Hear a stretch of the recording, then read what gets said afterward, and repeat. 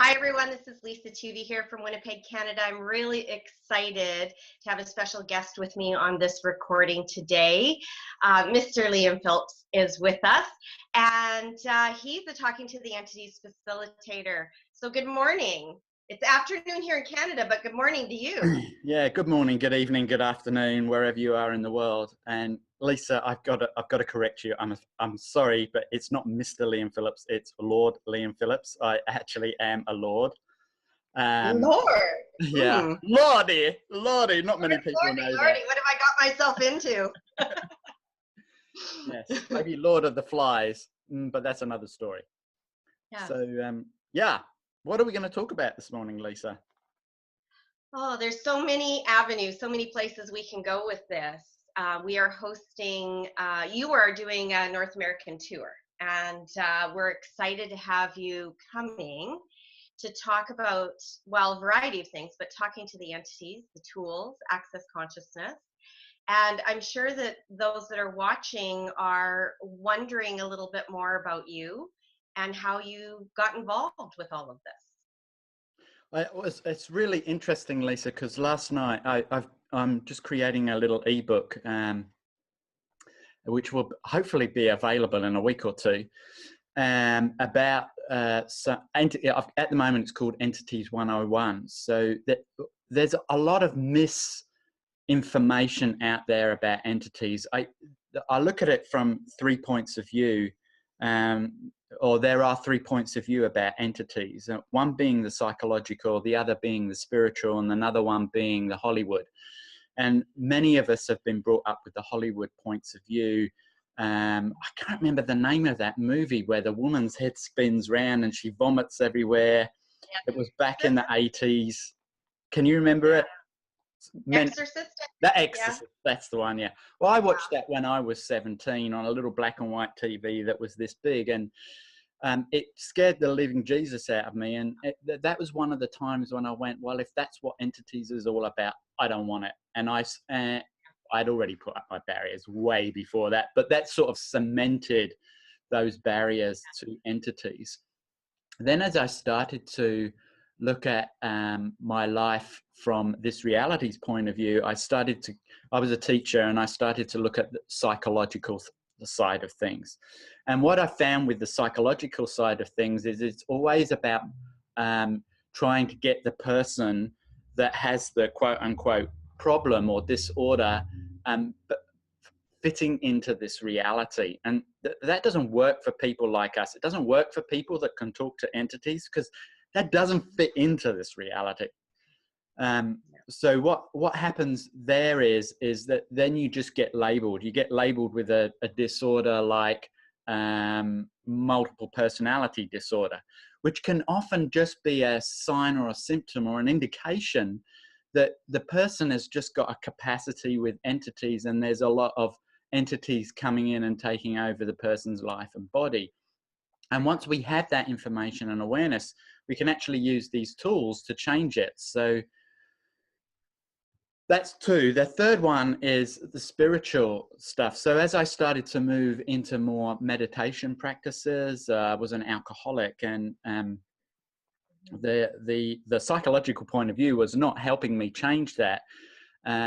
So I latched into the spiritual side of things, and I started to look at that, and that certainly got me out of being an alcoholic through using meditation techniques. And at the same time, I was buying a lot of points of view about entities that was not true and real.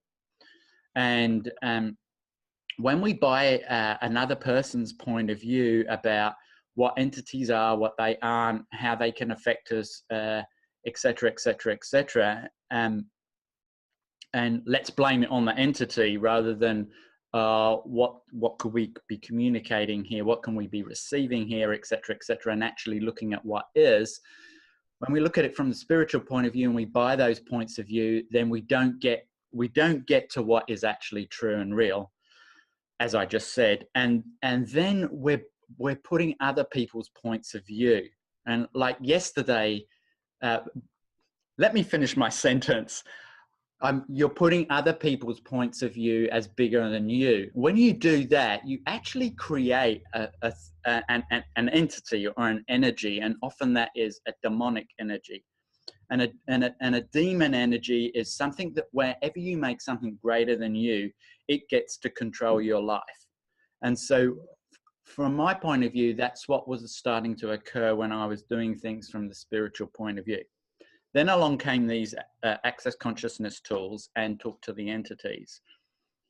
And and I still resisted, even though that these tools really worked. It wasn't until I actually chose to take to really step into my capacities, which was only a year ago, and I really chose it, and I started to really work these tools. Now I chose it because I was going down the rabbit warren of mental disorders, and I had demons. I was just demon infested. I had returned to drinking. I was like looking for a way out of this reality, and there were days where I couldn't even remember what I had said to people, and I was destroying my relationships, I was destroying my money flows, I was destroying my business, and then I started destroying my body, and I went, well, this is really not working. I have to choose something different, and I stepped into those capacities, and everything opened up and changed. So I know I know that's a long story, but I get that it may actually assist some people because some people are in that boat. Yeah, absolutely. Yeah. I think most people who are aware and sensitive to the energies around them can really identify with what you just said, the vulnerability about what you're saying. You know, I've spent 50 years running from my own awareness and capacities and abilities. And for me, it was Poltergeist. That was the movie that I spent, like this, and as a kid, and it's still the little vision of the girl in the TV still haunts me to this day. But like yourself, I got to the point where I couldn't run from the information I was receiving.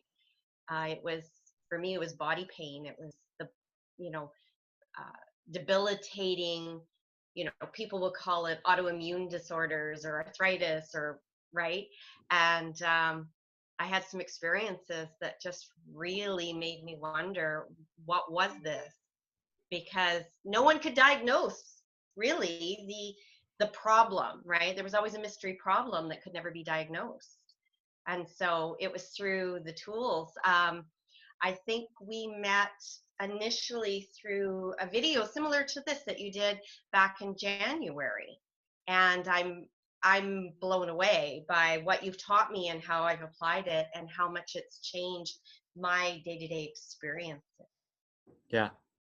Well, it was interesting because this morning we were talking about, just before this video, we were talking about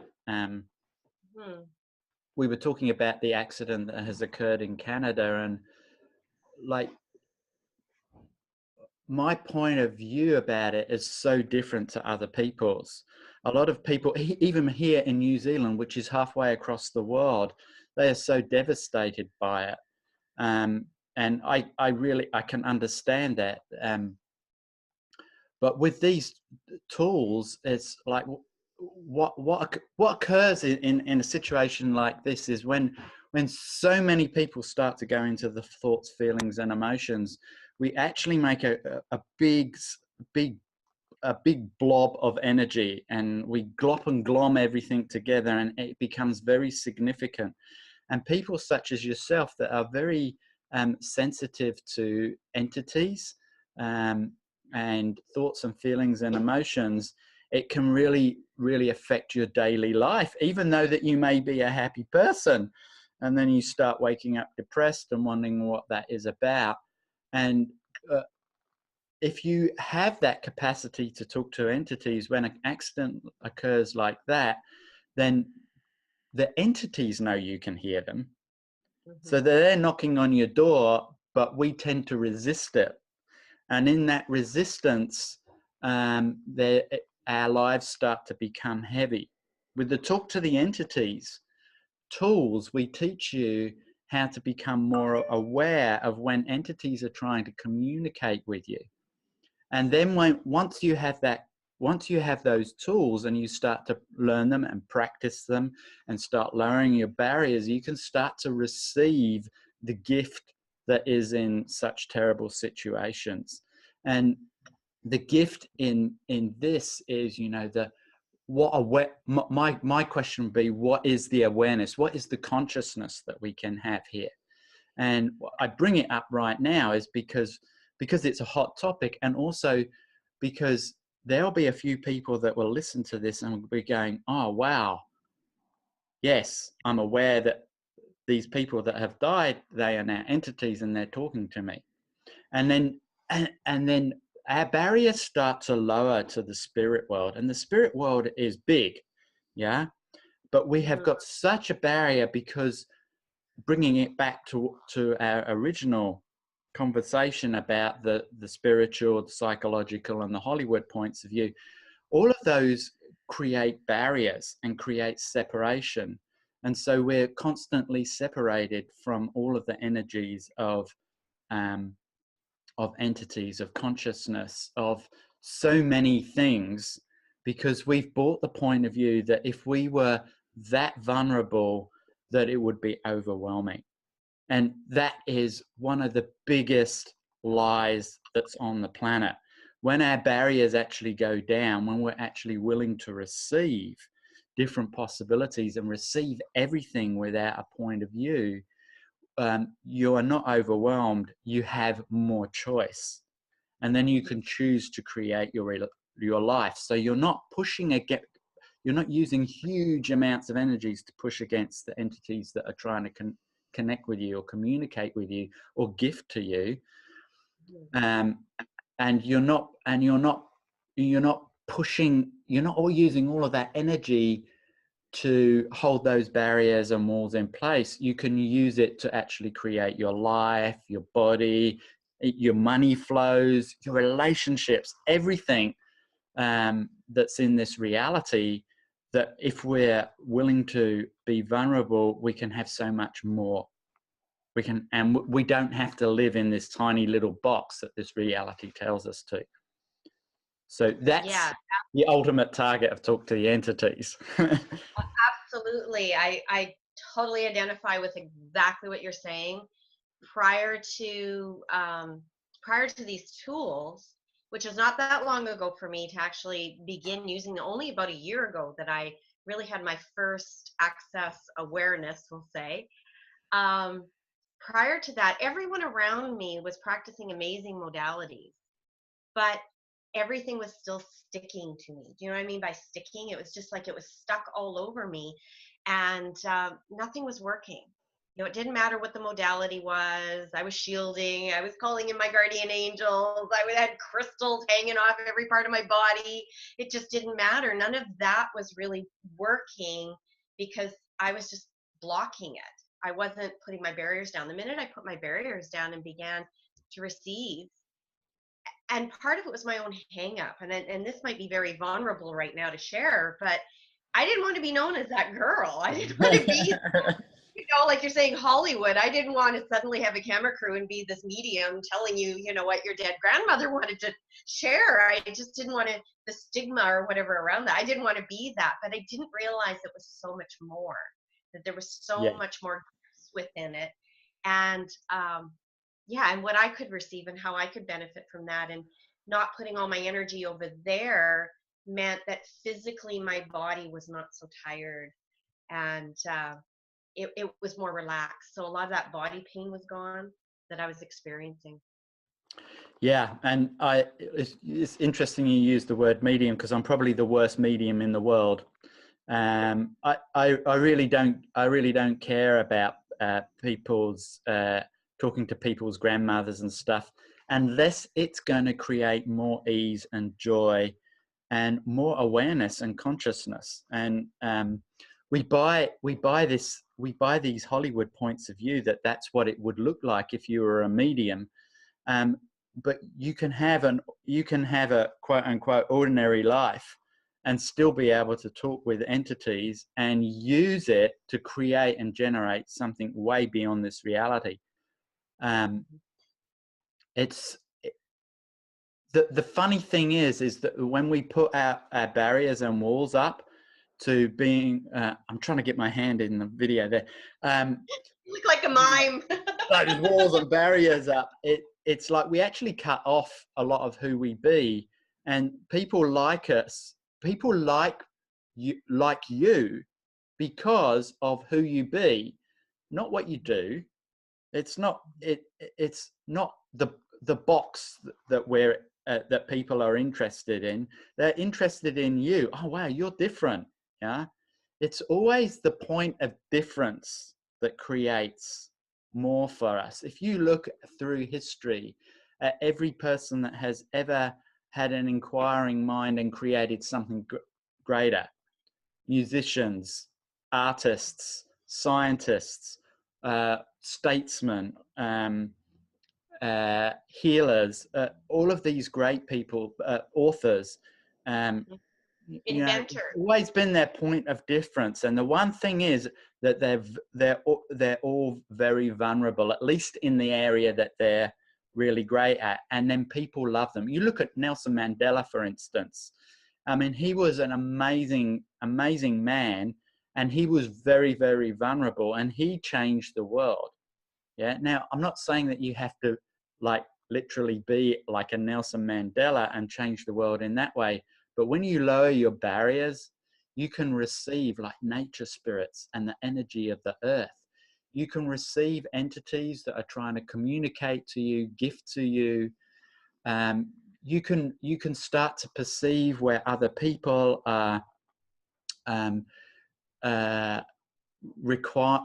requiring specific energies, and everything will start to show up with ease, and people are very attracted to that.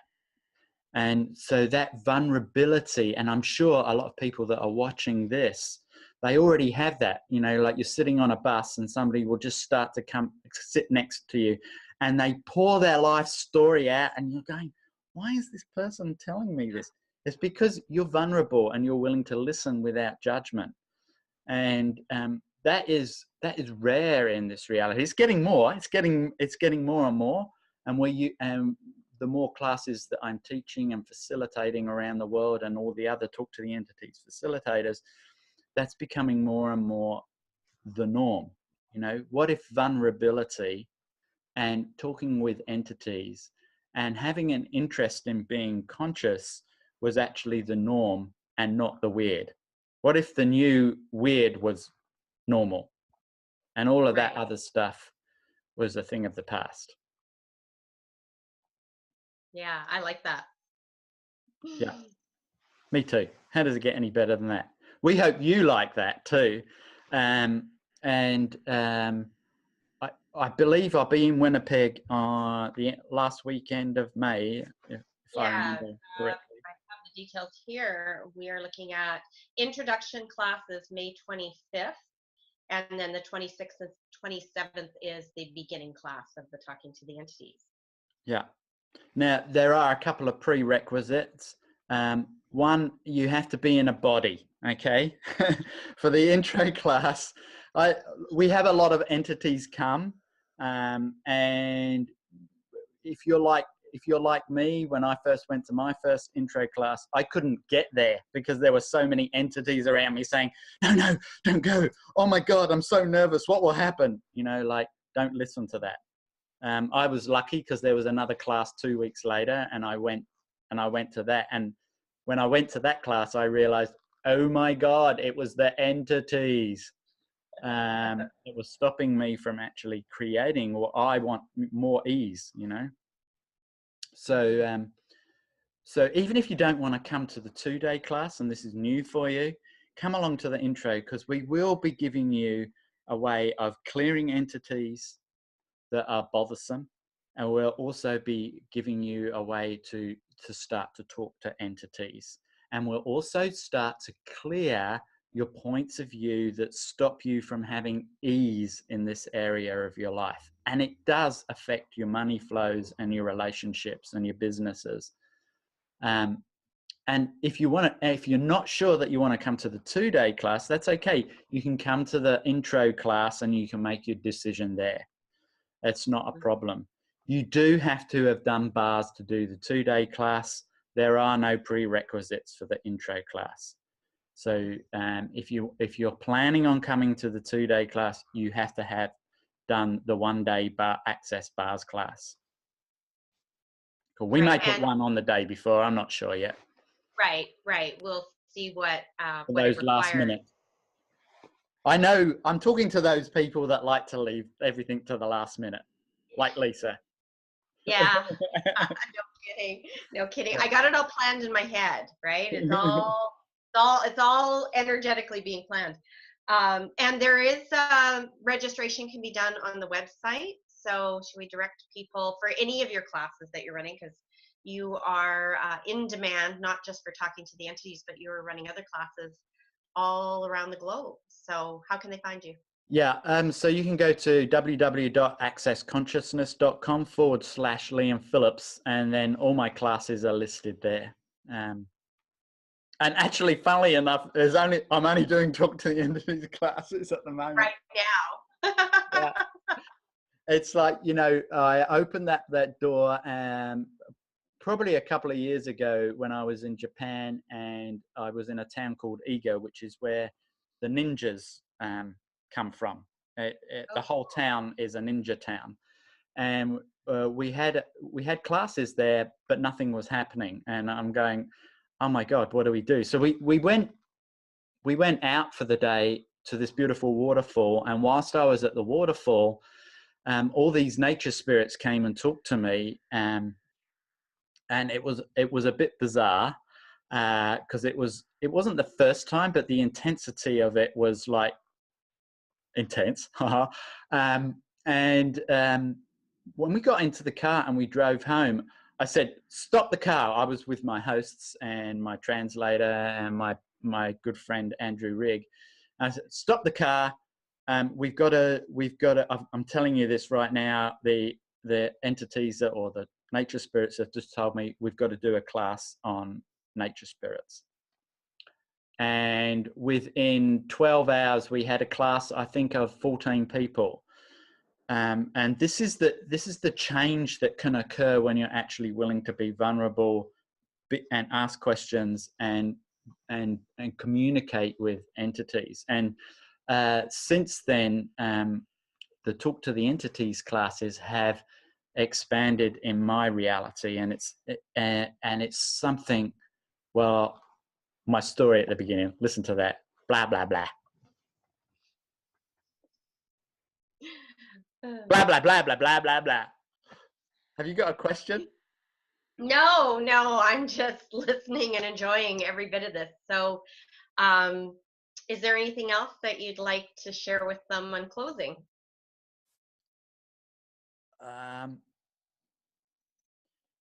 Yeah, it's like right now. The reason I asked that question about do you have a question is because there's an energy there. Like maybe the viewers can notice that, and like how many of us when there's something that there's an energy there and we're not quite sure what it is, that we tend to go into the wrongness. There must be something wrong, rather than going, oh, what's right about this that I'm not getting.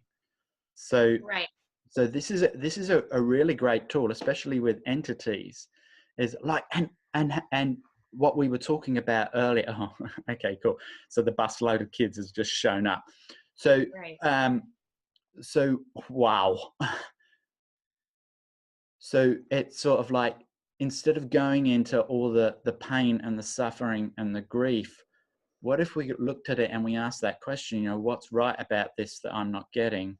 And then maybe you'll start to get some awareness about how we can change, how we can have more joy and not go into the wrongness of these sorts of situations in the future. And as I'm talking about that, there's just a mass of entities that are going, yeah, somebody's actually, like there's a tool that you can start using. Mhm. Because what happens is when we start to go into the polarity of of feelings, is that we just make everything really heavy and dense, and it stops things from being able to change, and it solidifies everything.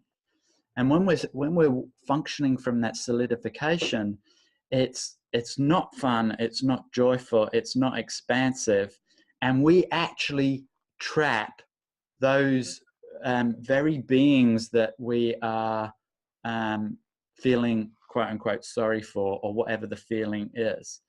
Um, Mhm.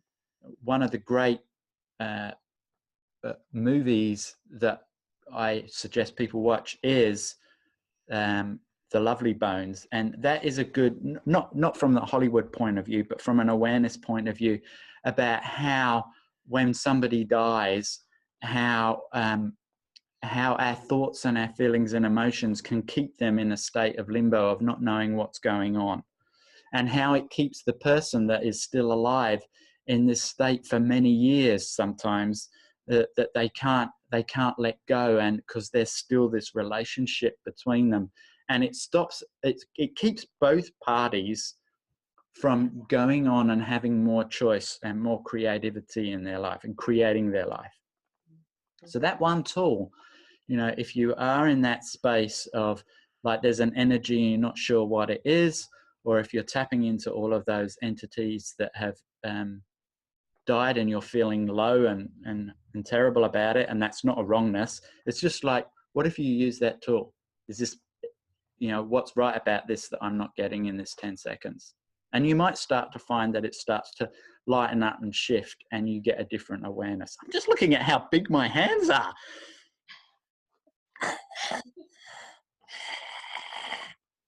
Yeah. You could be in a Hollywood movie. Yeah. Uh, Oh, Monster Mash. Yeah. yeah, Or what was that? Oh, look, I've got my Michael Jackson coat on. yeah. You need to go. Thriller. As you were talking about that, I was thinking about how I have been feeling for the last week, since this accident has happened here in Canada, and the heaviness and the sadness and the depression, and and it's coming kind of in waves at me. Just before we started this recording, we were talking about this, and um, and the significance around all of it. You know, I have the awareness now that this isn't my energy. Where in the past I would have looked at it and I would have beat myself up. I would have been, why am I so depressed? I'm always so sad. Or I would have just locked all of that in me, accepting it was mine, Mhm. not realizing that, I'm tapping into other energy Yeah. around me, maybe even healing it. Well, yeah, I mean, healing is it's totally another topic. But yes, it can be very healing when you actually realize that a lot of the stuff that is coming up for you is not your thoughts, feelings, and emotions, but your awareness of other people's. But when we buy it as real and true for ourselves, then what happens is that we become depressed, and we keep that feeling of depression or sadness. We keep it solid and real, and it feels really heavy. So anything that is really heavy for you is a lie for you. So uh, so you've got to ask: is this really truly my feeling, or is it my awareness of someone else Hmm. or something else? In the case of entities, uh, Yeah, yeah, because entities have the same. They have still have thoughts, feelings, and emotions. Just because you move on and no longer have a body doesn't mean that you become any brighter or any more conscious than when you had a body. Because being conscious is actually a choice. It's not being chosen. You have to choose it. So if you're dying to get out of this reality, thinking that that's going to give you enlightenment or consciousness, you're going to be disappointed because you actually have to choose it. You don't get chosen. It's not like Lord of the Rings where you get chosen to be the ring bearer. You have to choose to be the ring bearer. You have to choose to be the Superman. Yeah. It's not something that's bestowed on you. Mhm. Mhm. Very wise words. Well, we are excited to have you joining us across North America, and I'm hoping that everyone that's watching today is inspired as I am, and they can check out the website to register for the classes coming up in the next few weeks. Cool. Great chatting with you, Lisa. It was much longer than I thought it was going to be, but it was fun. So if it's fun, do it. If it ain't, don't. Exactly, exactly. Well, thank you, Liam. We really appreciate you. Cool. Thank you. Ciao.